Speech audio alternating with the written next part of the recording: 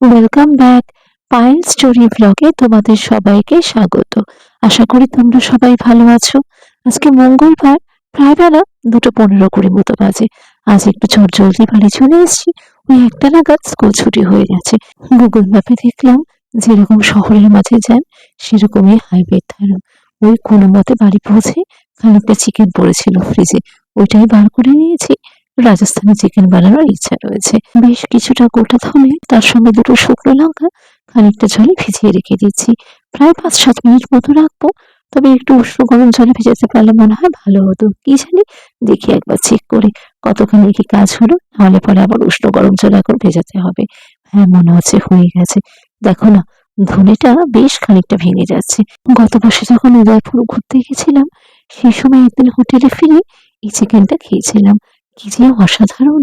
আর তখন জানো তো ওখানে ভয়ানক বৃষ্টিপাত বাইরে, আর একটু ঝাল ঝাল খাওয়ার ইচ্ছা করছিল সবারই। সেই মতো এই চিকেন আর রুমালি রুটি অর্ডার করেছিলাম। ওই তখনই একটু এত জিজ্ঞেস করেছিলাম ওদেরকে, মোটামুটি যেটুকু বলেছে আর একটু ভিডিও টিডিও দেখে একটা আন্দাজ করে নিয়েছি। এই রান্নাটা হতে মনে হয় খুব একটা বেশি সময় লাগে না। আমরা অর্ডার করার 20-25 মিনিটের মধ্যে ওরা খাওয়াটা দিয়ে গেছিল। এই দেখলে কি অবস্থা হলো!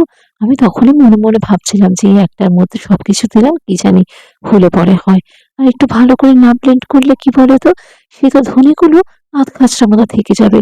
ওটাকে একদম কিন্তু মিহি পেস্ট মতো হতে হবে। তবে এই রান্নাটা কিন্তু আজ ডিনারের জন্য। রাত্রিবেলায় ভেবে রেখেছি বাইরে থেকে খানিকটা রুমালি রুটি আনিয়ে নেব, আর এই চিকেনটা দিয়েই আজকে সবার ডিনার। রান্না বান্না বলতে গেলে পরে আজকে খানিকটা মসুর ডাল রয়েছে, সেই সঙ্গে একটু পটল পোস্ত, আর এখন একটু পনির করেছি। এই কয়েকদিন রাইডিতে মাছগুলো বেশ খেলো। এই এখন আবার 2 দিন ধরে দেখছি মাছের প্রতি এত অনীহা হয়ে গেছে, সে আর ঘুরেই দেখছে না জানো।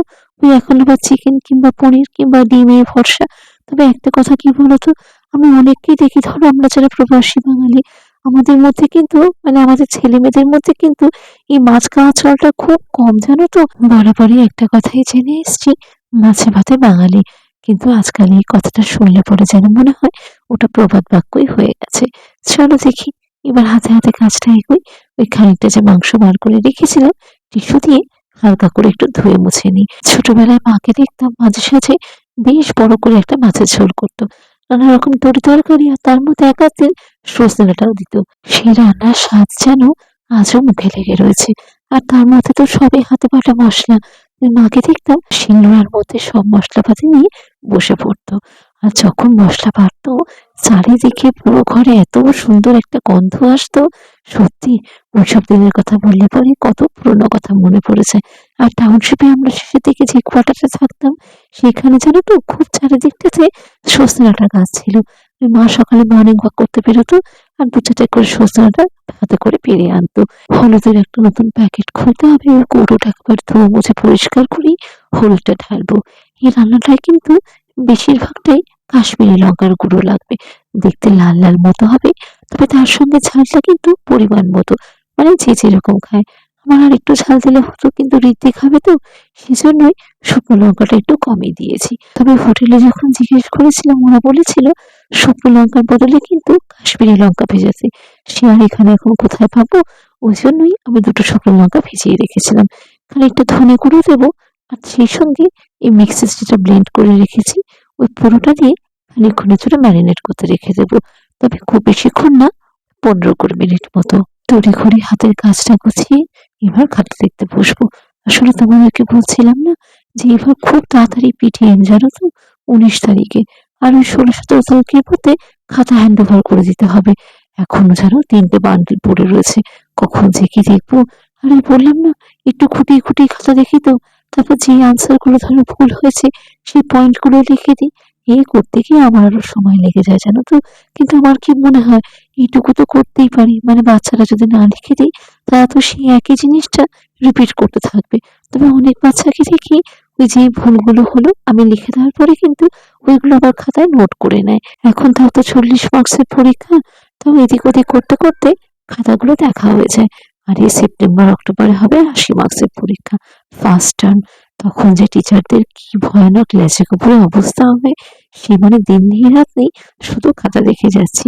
সেশনের শেষ যখন হয়, তখন খাতা দেখতে অসুবিধা হয় না, কারণ স্টুডেন্ট নেই, কেউ নেই। ওই টিচার কজন বসে স্কুলের টাইমে খাতা দেখা হয়ে যায়। প্রবলেম হয় যখন এই রেগুলার স্কুল চলে, তার সঙ্গে খাতাগুলো ঝটজলদি দেখাতে হয়। তবে কি আর করবো বলো, এক একটা প্রফেশনাল কমিটমেন্ট এক এক রকম। সেই মতো নিজের প্রফেশনের দিকে খানিকটা হলেও তো লয়্যালটি বা অনেস্টি মেনটেন করতে হয়। যাকে রান্নাটা হাতে হাতে চাপিয়ে দিয়েছি, তবে এটা কিন্তু পুরোটাই সাদা তেলে হবে। রাজস্থানি চিকেনটা কিন্তু লুচি, পরোটা বা রুটি দিয়েই খাওয়ার মতো রেসিপি। খানিকটা লঙ্কার গুঁড়ো দিলাম, যেন মনে হয় পানসে পানসে লাগছিল। আসলে মাংস টাংস একটু রান্না করলে যেন মনে হয় তেল ঝাল মশলা দিয়ে করি, বেশ ভালো লাগে খেতে। আর তার মধ্যে বলো না, সকাল থেকে যা বৃষ্টি, আকাশের মুখ পুরো ভার যেন। এইসব দিনে যেন মনে হয় একটু হয়তো খিচুড়ি করলে যে কি ভালো লাগে। কিন্তু ওই তোমাদেরকে তো আগেও বলেছি, আমার বাড়িতে খিচুড়ি খাওয়ার লোকই নেই। ওই যখন কলকাতায় যাই, এক আধ দিন হয় শাশুড়ি মা না হলে মার কাছে গিয়ে ওই খিচুড়িটা খাই। মশলাটা কষাতে কষাতে চিকেনটাও বেশ খানিকটা সেদ্ধ হয়ে গেছে। উপর থেকে ছোট বড় মিলিয়ে 4-5টা পেঁয়াজ কেটে রেখেছিলাম, এটা দিয়ে আর একটু ভালো করে কষিয়ে নেব। ওইদিকে 4-5 কোয়া রসুনও থেতো করে রেখেছি, ওই একেবারে পেঁয়াজটার সঙ্গে দিয়ে দিয়েছি, ভালো মতো কষে যাবে। তবে এটা সিমে করে রেখেই করতে হবে, তারপরে চিকেনটাও তো বেশ খানিকটা সেদ্ধ হয়ে গেছে। আবার যদি ওদিকে নিচে লেগে যায়, মোটামুটি হয়ে গেছে মনে হচ্ছে। চলো দেখি, গ্যাসটা বন্ধ করে এবার টক দইটা দেবো, নাহলে পরে কিন্তু পুরো টক দইটা একদম ফেটে সে বিচ্ছিরি দেখতে হয়ে যাবে রান্নাটা। তোমরা হয়তো অনেক সময় দেখেও থাকবে যে রান্নাটার মধ্যে আমি ডাইরেক্ট টক দই দিয়ে দিই, তবে ওইটা কিন্তু সবসময় যে করি তা না। বেশিরভাগ সময়তেই ওই একটা ছোট্ট বাটির মধ্যে খানিকটা বেসন দিয়ে আগে টক দইটাকে ফেটিয়ে নিই। তাহলে কি মিশ্রণটা বেশ স্মুথ হয়ে যায়, আর রান্নার টেক্সচারটা যে কি ভালো হয়, সেই সঙ্গে কালারটা। আন্দাজ মতো নুন আর চিনি দেবো, তবে নুনটা 2-3 দফায় দিয়েছি তো সেই মতোই খানিকটা অল্প দিলাম। আর একটু চিনি দিয়ে দেবো, তাহলে মোটামুটি টেস্টটা ব্যালেন্স হয়ে যাবে। হয়ে গেছে। খুব যে বেশিক্ষণ সময় লাগলো তা না, এখনো 2:45 বাজেনি। আর এই তো নিত্যদিনেরই কাজ, স্কুল থেকে এসে টুকটাক কিছু না কিছু করার থাকে। আসলে সকালে তো সেরকম করে সময় হয় না, ওই স্নান টান করে পুজো দিয়ে কোনো মতে বেরিয়ে যাই। রান্না বান্না যা করার হয় সন্ধ্যেবেলায়, না হলে দুপুরবেলায় খানিকটা এগিয়ে রাখি। উপর থেকে খানিকটা কাসুরি মেথি দিয়ে দিলাম। তবে হোটেলে কিন্তু এই কাসুরি মেথি ছাড়াও বেশ সুন্দর ফ্রেশ ধনেপাতা দিয়ে সাজিয়েছিল। কি যে অদ্ভুত সুন্দর টেস্ট! আর সেই সঙ্গে কাঁচা লঙ্কা, সত্যিই অসাধারণ লাগছিল খেতে। আমার ধনেপাতাটা শেষ হয়ে গেছে, ওই হিরোকে এখন হোয়াটসঅ্যাপে লিখে দিলাম অফিস ফেরত তো রোজই টুকটাক কিছু না কিছু হাতে করে দোকানের জিনিস আনতে হয়। তবে আজকে মনে হচ্ছে সবজি বাজারটাও নিয়ে আসতে হবে। অন্যান্য দিন সেটা অবশ্য ওরাই দিয়ে যায়। প্রায় বেলা 3টে মতো বাজে। হাতে যখন কিছুটা সময় রয়েছে, আরেকটা কাজ একবারে গুছিয়ে নিই। অনেকদিন ধরে স্টোরেজটা যে একটু ক্লিয়ার করে পরিষ্কার করবো, সে আর সময় করে উঠতে পারছি না। প্রথমে দেওয়াল আলমারিটায় কিন্তু এই গ্রানাইটের তাকটাই ছিল, পরে এই কাঠের তাকটা আলাদা করে নিয়েছি। তাহলে পরে এত জিনিসপত্র কোথায় রাখবো বলো তো? যদিও বা সবই ছোটখাটো, তবুও সেগুলোকে তো সুন্দর করে সাজিয়ে গুছিয়ে রাখতে হবে। এইসব ছোটখাটো যন্ত্রপাতিগুলো যেন একেবারে নিত্যদিনের একটা প্রয়োজনীয় অঙ্গ হয়ে গেছে। প্রথমটা তোমরা প্রায় দেখে থাকবে, ওটা ডিম সিদ্ধ করার যে ছোট্ট মতো মেশিনটা। পরেরটা ওয়াফেল মেকার, অনেকদিন ডায়েরির থেকে একটু ওয়াফেল বানিয়ে দেওয়া হয় না, দেখি এই 2-1 দিন ছুটি পড়লে পরে বানিয়ে দেবো। আর এটা হচ্ছে হ্যান্ড ব্লেন্ডার, কেক টেক বানাতে এখন যা সুবিধা হয়ে গেছে, বেশ চটজলদি মিক্স হয়ে যায়। এর সাথে দুটো অ্যাটাচমেন্ট রয়েছে, তবে এটাই বেশি ব্যবহার করি। ওই প্যাচারের মতো যে অ্যাটাচমেন্টটা রয়েছে, ওইটা দিয়ে যেন মনে হয় ব্যাটারটা পাতলা মতো হয়ে যায়, সেজন্য ওটা খুব একটা ব্যবহার হয় না, রাখাই থাকে। এটা হচ্ছে কফি ফ্রদার মেশিনটা, যে কি ভীষণ কাজের। আর চার্জ দেওয়ার ঝামেলা নেই, ওই একটা ব্যাটারি ভরে দিলাম আর এখন চলতে থাকলো। তবে এবার মনে হচ্ছে ব্যাটারিটা বদলানোর সময় হয়েছে। থেকে থেকেই দেখছি আটকে যাচ্ছে, কি জানি কোথা দিয়ে খোলে সেটাও খেয়াল করতে পারছি না। ব্যাটারি অবশ্য 2-4টা করে বাড়িতে রাখাই থাকে, ওই কখন ঘড়ি টড়িগুলো বন্ধ হয়ে যায়। আর সবই তো সময়ের ব্যাপার, অফিস কাছারির ব্যাপার। এই কাঁচের বাসনগুলো তোমরা প্রায় দেখে থাকবে আমি ভিডিওতে ব্যবহার করি, ওইগুলোকে এই তাকে রেখে দিলাম। এই কাঠের ট্রেটা যেমন দেখতে সুন্দর, তেমন ভালো ফিনিশিং।